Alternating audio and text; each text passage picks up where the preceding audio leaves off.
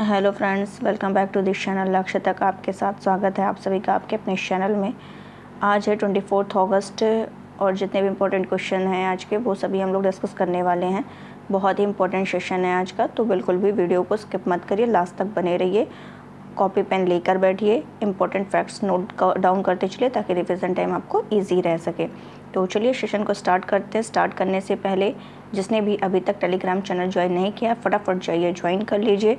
इसकी पीडीएफ आपको वहाँ शेयर कर दी जाएगी, आप वहाँ से कलेक्ट कर सकते हैं। सेकंड थिंग, वहाँ पे कुछ क्वेश्चंस भी शेयर किए जाते हैं, आप जा करके वहाँ सॉल्व कर सकते हैं, उसको प्रैक्टिस कर सकते हैं। सेकंड थिंग, जिसे हमारे इंस्टाग्राम से जुड़ना वो भी कनेक्ट हो सकता है। सभी की लिंक आपको इस चैनल के डिस्क्रिप्शन बॉक्स में मिल जाएगी। तो चलिए अब कंटिन्यू करते हैं सेशन को। कंटिन्यू करने से पहले जो आज का मोटिवेशन कोट है वो हम लोग देख लेते हैं। देर लगेगी मगर सही होगा, देर लगेगी मगर सही होगा, हमें जो चाहिए वही होगा, दिन बुरे हैं जिंदगी नहीं। आपने अगर डिसाइड कर लिया है तो वो होकर ही रहेगा, बस उसके लिए आपके अंदर जुनून होना चाहिए, उसको पूरा करने के लिए एक ललक होनी चाहिए, जिद होनी चाहिए कि यस मैं ये कर सकता हूँ, मैं ये करूँगा, I will definitely do it. ठीक है, तो इसके लिए अभी भले ही समय ख़राब चल रहा कोई नहीं, अभी स्ट्रगल कर लीजिए, मेहनत कर लीजिए।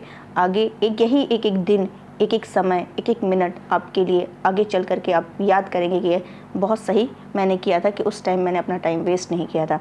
तो अभी जैसा चल रहा चलने दीजिए, बस अपना जो आपका सेल्फ कॉन्फिडेंस है, जो आपका पेशेंस है वो कभी मत त्यागिए, वो लगातार उसी के साथ करते रहिए स्ट्रगल।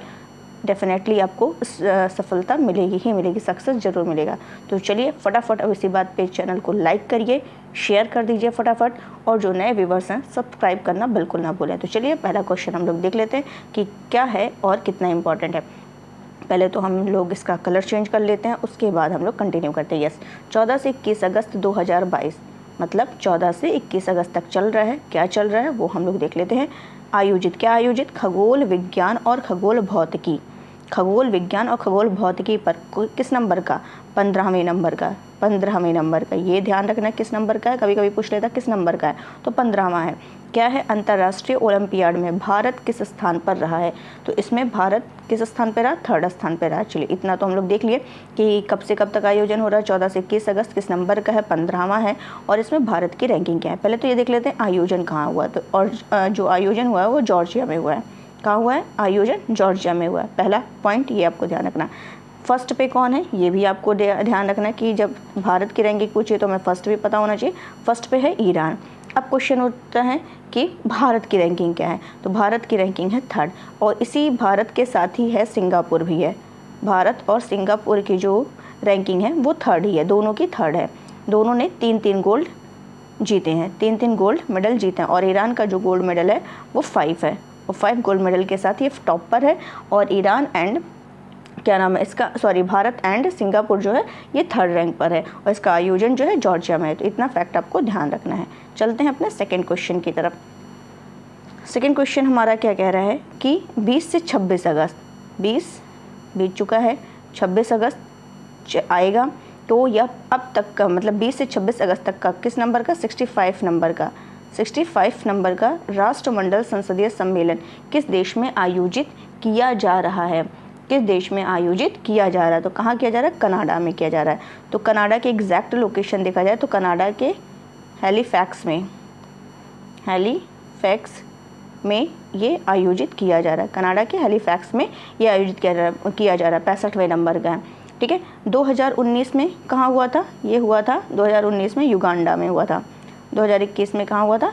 युगांडा में हुआ था। और अभी इसके बाद क्या हुआ? कोविड के कारण नहीं हुआ, तो अब 2019 में हुआ, डायरेक्ट 2022 में हो रहा है। और कहाँ हो रहा है? कनाडा के हैलीफैक्स में हो रहा है। इतना आपको ध्यान रखना है। और ये देखा जाए कि भारत की तरफ से, भारत जो शामिल हो रहा है, तो भारत की तरफ से प्रतिनिधित्व कौन कर रहा है? भारत की तरफ से जो प्रतिनिधित्व किया जा रहा है वो कर रहे हैं ओम बिरला। अब ओम बिरला नाम सुनने से आपको पता चल गया होगा कि ओम बिरला हैं कौन प्रेजेंट टाइम में। तो ओम बिरला जो हैं ये लोकसभा स्पीकर है। ओम बिरला क्या है? लोकसभा स्पीकर है। ये भी आपको ध्यान रखना है। क्लियर? तो ओम बिरला जो है लोकसभा स्पीकर, ये भारत की तरफ से प्रतिनिधित्व कर रहे हैं। अब ये जो राष्ट्रमंडल 65वां, ये भी ध्यान रखना किस नंबर का है, इंपॉर्टेंट है। 65वां जो राष्ट्रमंडल संसदीय सम्मेलन है, इसमें इसकी जो थीम रखी गई है वो क्या रखी गई है? इसकी थीम क्या रखी गई है? तो है inclusive inclusive, accountable,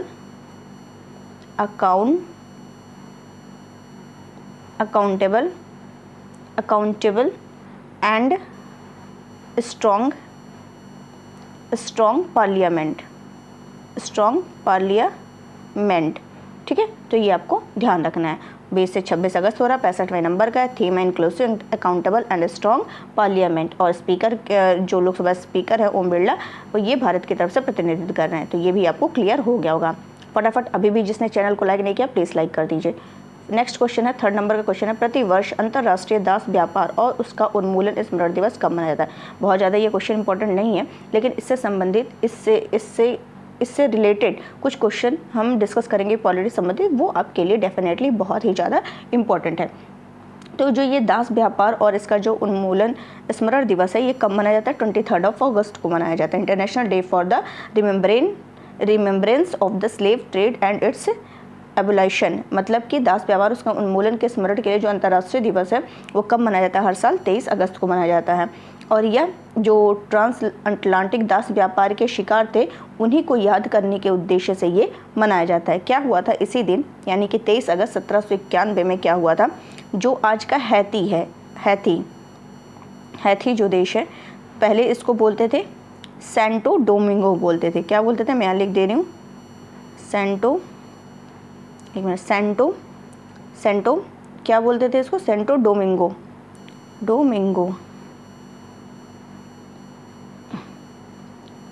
Santo Domingo, यानी कि आज का हैती।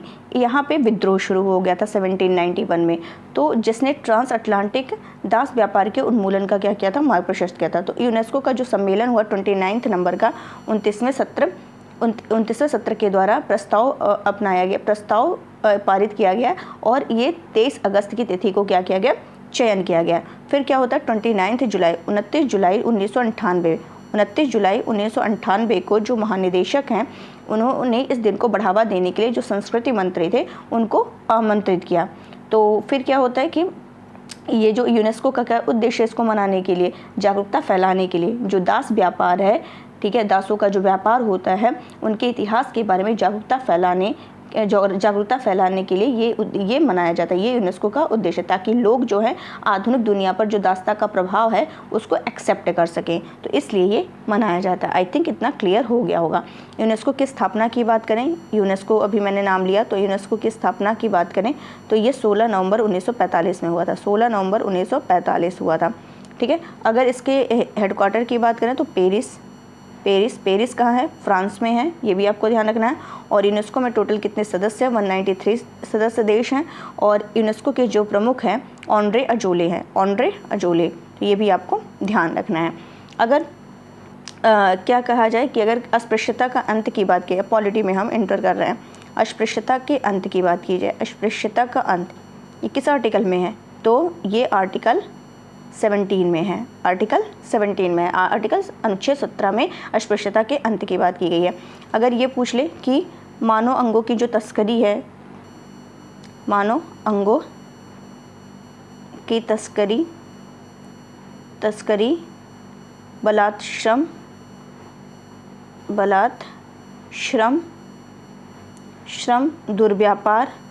दुर्व्यापार, इन सभी पर जो प्रतिषेध है वो किस आर्टिकल के तहत आता है? वो आर्टिकल आता है 23 के तहत, आर्टिकल 23 के तहत ये आता है। तो ये भी आपको ध्यान रखना है। अगर ये पूछ ले कि दास प्रथा का अंत किस गवर्नर जनरल ने किया था? दास प्रथा का अंत किस गवर्नर जनरल के समय में हुआ था?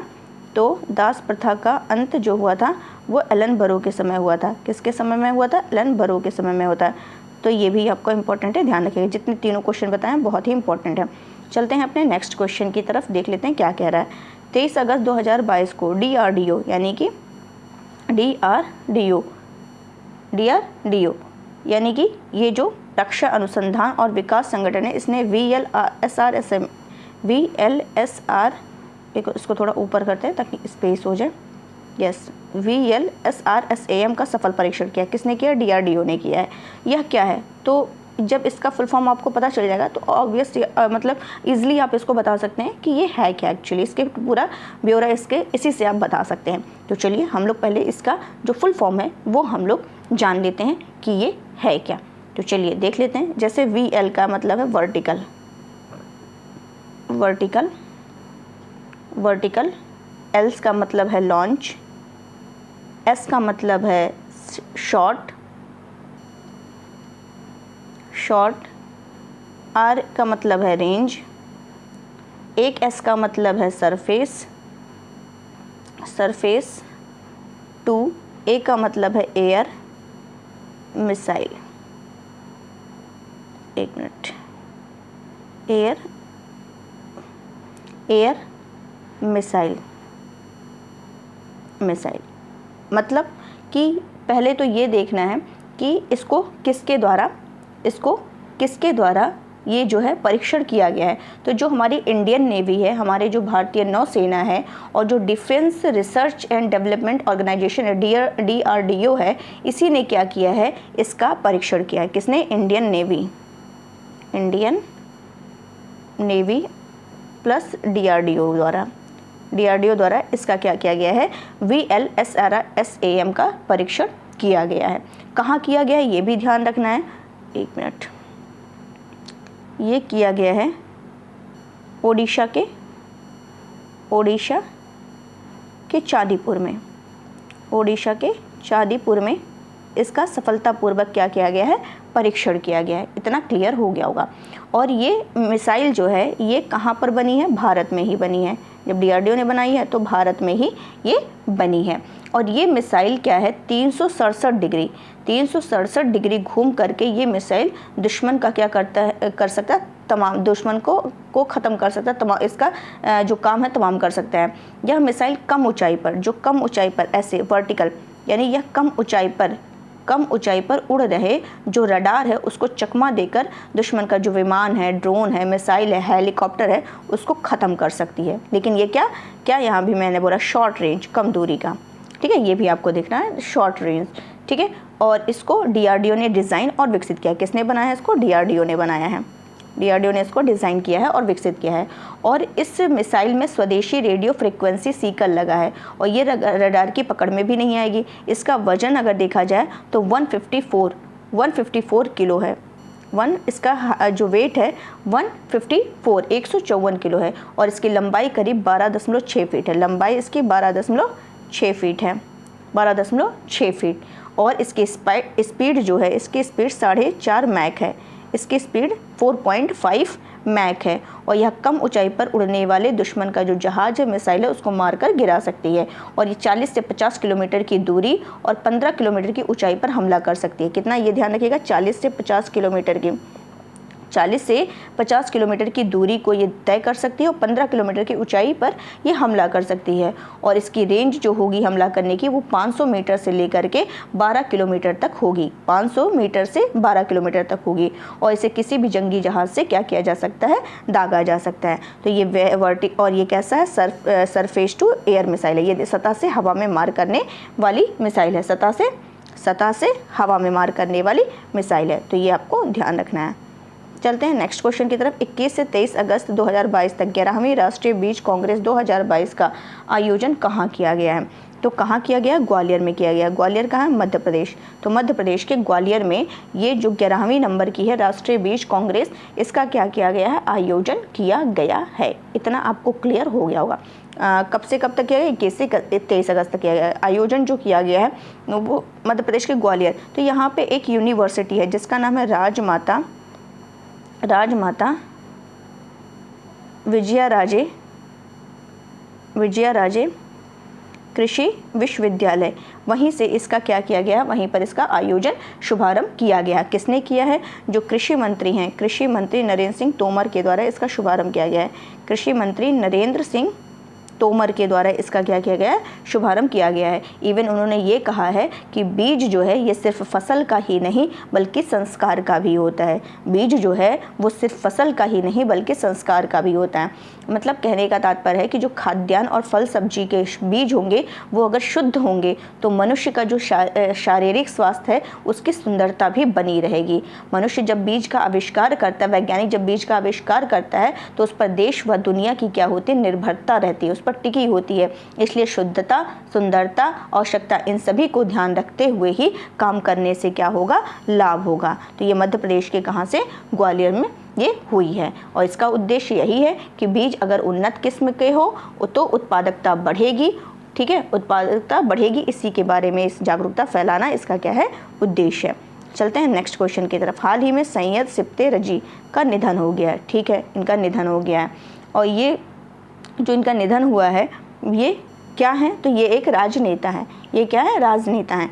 ये झारखंड के, कहाँ के, झारखंड के ये क्या रह चुके हैं, ये झारखंड के राज्यपाल, झारखंड और असम के ये राज्यपाल रह चुके हैं, ठीक है, ये आपको ध्यान रखना है। झारखंड और कहाँ के, असम के ये राज्यपाल रह चुके हैं, तो ये आपको ध्यान रखना है। और इसके बारे में कुछ बताते हैं कि क्या नाम है इनका, कि ये जो झारखंड के राज्यपाल और 3 बार ये राज्यसभा के सांसद भी रह चुके हैं, 3 बार राज्यसभा के सांसद भी रह चुके हैं, तो ये भी आपको ध्यान रखना है। अब जब यहाँ राज्यसभा का कॉन्सेप्ट आ ही गया तो ये बताइए राज्यसभा किस आर्टिकल के तहत है, राज्यसभा किस आर्टिकल के तहत है, तो आर्टिकल 80 के तहत है। लेकिन इससे पहले संसद आता है, पार्लियामेंट आता है, और संसद का जो उल्लेख है वो 79 आर्टिकल के तहत, अनुच्छेद 79 के तहत, और राज्यसभा 80 के तहत है। उसके बाद लोकसभा आता है, लोकसभा 81 आर्टिकल के तहत है, तो ये आपको ध्यान रखना है सब। चलते हैं अपने नेक्स्ट क्वेश्चन की तरफ। लोकसभा अध्यक्ष ओम बिरला किस देश में स्वामी विवेकानंद, ठीक है, और स्वतंत्रता सेनानी, ये नया नाम है आप लोगों के लिए, पांडुरंग खान खोजे, ये नया नाम है पांडुरंग खान खोजे, इनकी प्रतिमाओं का अनावरण करेंगे। तो अभी ओम बिरला चर्चा में है, तो ये इस समय जो है कनाडा की यात्रा पर गए हैं। अभी हम कनाडा लोकेशन में दिखा देंगे, कनाडा, मैक्सिको जितने भी हैं, कनाडा की ये यात्रा पर गए हैं। कौन, जो लोकसभा स्पीकर है ओम बिरला, वो जाते हैं। और जो वहाँ ये क्या करते हैं, जो 65वां राष्ट्रमंडल संसदीय सम्मेलन हो रहा है, कॉमनवेल्थ पार्लियामेंट्री कॉन्फ्रेंस हो रहा है, वहाँ पर ये शामिल होंगे। इसके बाद ये मैक्सिको जाएंगे, मैक्सिको, तो ये मैक्सिको में ही कहाँ अनावरण करेंगे, मैक्सिको में अनावरण करेंगे। ये देखिए इसका आंसर मैक्सिको ही है, ठीक है, तो ये मैक्सिको में इसका अनावरण करेंगे। वहाँ पर यही स्वामी विवेकानंद, और जो महाराष्ट्र में जन्मे हैं, ये जो पांडुरंग खान खोजे हैं, कहाँ जन्मे हैं, महाराष्ट्र में, तो महाराष्ट्र में जन्मे खान खोजे, पांडुरंग खान खोजे, इनकी मूर्ति का क्या, इनकी प्रतिमा का, इनकी स्टैचू का अनावरण करेंगे। अगर बात करें पांडुरंग खान खोजे की, तो ये भारतीय स्वतंत्रता के स्वामी विवेकानंद के बारे में तो सबको पता है, इनके बारे में नया नाम है, तो इनके बारे में डिस्कस कर लेते हैं कि ये भारतीय स्वतंत्रता के वे नायक हैं जिनकी पहचान किसके जनक के तौर पर की जाती है, मैक्सिको में हरित क्रांति के जनक के रूप में, मैक्सिको में हरित क्रांति के जनक के रूप में की जाती है। मैक्सिको में लोग इन्हें हीरो मानते हैं। पांडुरंग सदाशिव खान खोजे जो हैं, इनका जन्म महाराष्ट्र के वर्धा में हुआ था। महाराष्ट्र के वर्धा में 7 नवंबर 1833 को हुआ था। और ये जो स्वतंत्रता सेनानी बाल गंगाधर तिलक थे, उनके ये राष्ट्रवादी विचारों से काफ़ी प्रभावित थे। बीजी तिलक के जो विचार थे उनसे ये काफ़ी प्रभावित थे। कौन, खान खोजे, ठीक है। और ये क्या करते हैं, 1900 के करीब ये समुद्री मार्ग से संयुक्त राज्य अमेरिका पहुंच जाते हैं, और वहाँ इन्होंने वाशिंगटन स्टेट कॉलेज, जो अब वाशिंगटन स्टेट विश्वविद्यालय है के नाम से जाना जाता है, उसमें ये प्रवेश लेते हैं, और 1913 में स्नातक की पढ़ाई पूरी करते हैं। उसके बाद इनकी पहचान जो होती है भारतीय स्वतंत्रता सेनानी, कृषि वैज्ञानिक और इतिहासकार के तौर पर होती है। और इनका जो डेथ हुआ वो 1967 को 1967 में 22 जनवरी 1967 को नागपुर में इनका क्या होता है, निधन हो जाता है। और ये जो इनका तो माना जाता है कि खान खोजे का किसके साथ घनिष्ठ संबंध था, मैक्सिको के साथ था। ये गदर पार्टी के साथ अपने जुड़ाव के कारण मैक्सिको में ये क्या करते हैं, शरण मांगते हैं।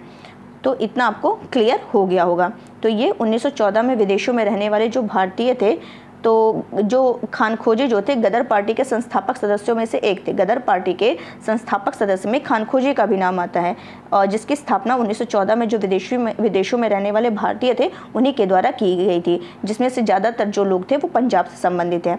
और इसका उद्देश्य क्या था कि भारत में अंग्रेजों के खिलाफ जो क्रांतिकारी लड़ाई है उसका नेतृत्व करना था।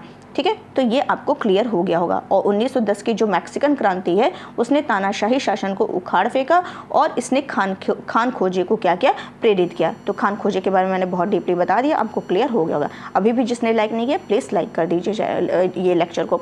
चलते हैं नेक्स्ट क्वेश्चन की तरफ, मोस्ट इंपॉर्टेंट क्वेश्चन। भारत में गरबा नृत्य, तो ये ध्यान रखना, गरबा नृत्य कहाँ का है, यूनेस्को की, गरबा नृत्य यूनेस्को की सांस्कृतिक सूची में शामिल किए जाने के लिए नामित किया गया, इसे नामित किया गया है। यह किस राज्य का प्रसिद्ध लोक नृत्य है, तो ये कहाँ का है, ये गुजरात का है। गरबा नृत्य कहाँ का है, गुजरात का है। ठीक है, अब यहाँ नाम लिया गया है यूनेस्को, तो पहले यूनेस्को के बारे में पढ़ लेते हैं कि यूनेस्को का हेडक्वार्टर, अभी यूनेस्को का मैंने बता ही दिया कि स्थापना कब हुई, इसका हेडक्वार्टर कहाँ है, तो ये फ्रांस के पेरिस में है। इसका हेडक्वार्टर फ्रांस के पेरिस में है। और पेरिस किस नदी के किनारे स्थित है, सेन नदी के किनारे स्थित है, सेन नदी के किनारे स्थित है, ये भी आपको ध्यान रखना है। और इसको देख लेते हैं, तो अभी इसमें कहा यूनेस्को की किस सूची में, सांस्कृतिक सूची में शामिल किए जाने के लिए नामित किया गया, क्या उनसे, सांस्कृतिक सूची में। तो अभी जो यूनेस्को के अंदर जो है, यूनेस्को के अंदर जो विश्व धरोहर है, विश्व धरोहर, तो इस विश्व धरोहर में कितने शामिल किए गए हैं, 40, विश्व धरोहर में 40 शामिल है, जिसमें कि आपका 7 जो है वो प्राकृतिक है, 7 प्राकृतिक है, 32 आपके कौन से हैं, सांस्कृतिक हैं, 32 सांस्कृतिक हैं, और एक यहाँ पे मिश्रित है। और मिश्रित में कौन शामिल है, कंचनजंगा शामिल है, कंचनजंगा। तो ये आपको क्लियर हो गया। और दूसरा जो है अमूर्त धरोहर है, अमूर्त धरोहर है। और अमूर्त धरोहर में कितने शामिल हैं, टोटल कितने अमूर्त धरोहर है, 14 हैं, जो कि अभी नवीनतम जो है पश्चिम बंगाल का क्या है, दुर्गा पूजा इसमें शामिल है। तो इसी अमूर्त धरोहर, इसमें इसी अमूर्त धरोहर में क्या है, क्या शामिल किया, नामित किया गया शामिल करने के लिए, गरबा नृत्य, गरबा नृत्य। अच्छा ये बताइए कौन सा नृत्य अभी तक इसमें शामिल है, तो एक राजस्थान का है कालबेलिया नृत्य, राजस्थान का कालबेलिया नृत्य है वो इसमें शामिल है। तो ये भी आपको ध्यान देना है, ठीक है, पूछ सकता है। तो ये सारे आपको मैंने बहुत अच्छे से क्लियर कर दिए, उम्मीद है आपको ये अच्छे से समझ में आ गया होगा। नेक्स्ट क्वेश्चन है, 22 अगस्त से 5 अक्टूबर 2022 तक किस राज्य में राजीव गांधी ग्रामीण ओलंपिक खेलों का आयोजन किया जाएगा, तो कहाँ किया जाएगा, ये किया जाएगा राजस्थान में। राजस्थान के जो सीएम हैं, मुख्यमंत्री हैं, उनका नाम है अशोक गहलोत। तो इन्होंने ही क्या किया है, 22 अगस्त को सवाई मानसिंह स्टेडियम है, वहाँ पर क्या है, सवाई मानसिंह स्टेडियम, मानसिंह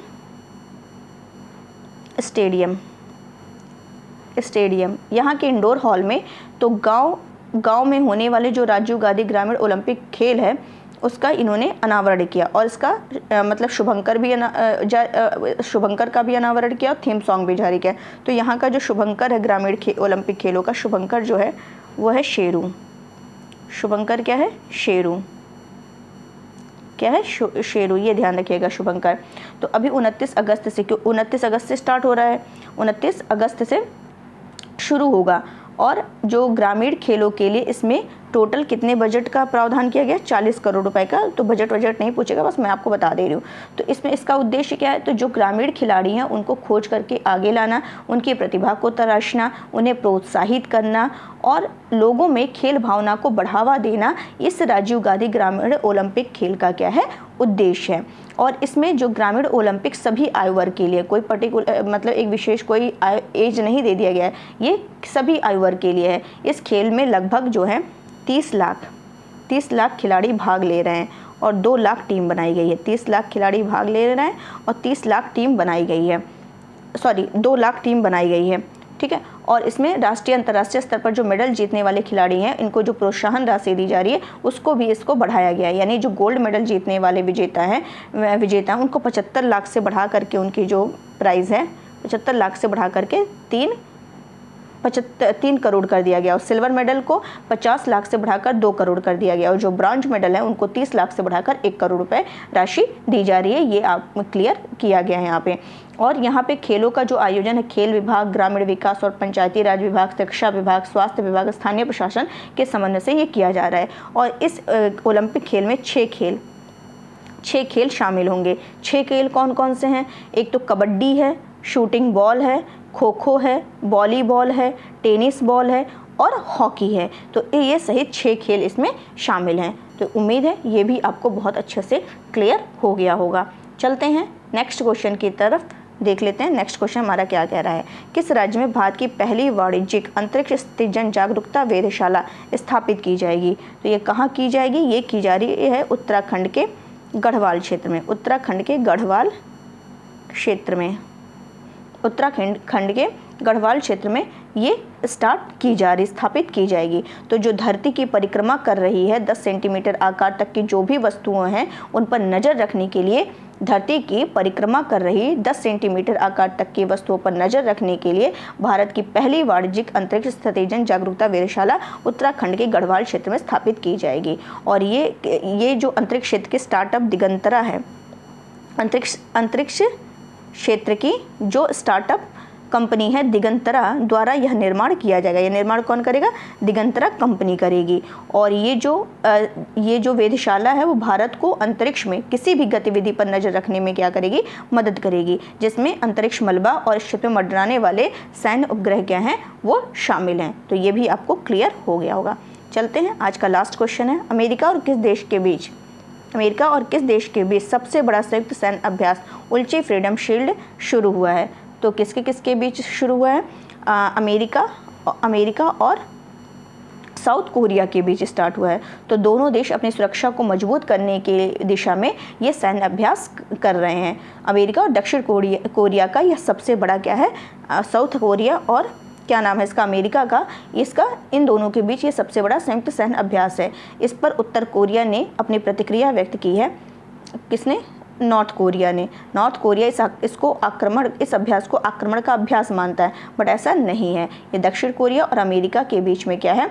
ये एक अपनी सुरक्षा को मजबूत करने की दिशा में क्या है? ये सैन्य अभ्यास है।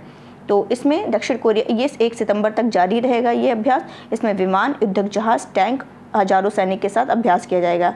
और ये इस तरीके इन दोनों के बीच का क्या है? ये क्या है? एक रक्षात्मक अभ्यास है। ये सबसे बड़ा सैन्य अभ्यास है।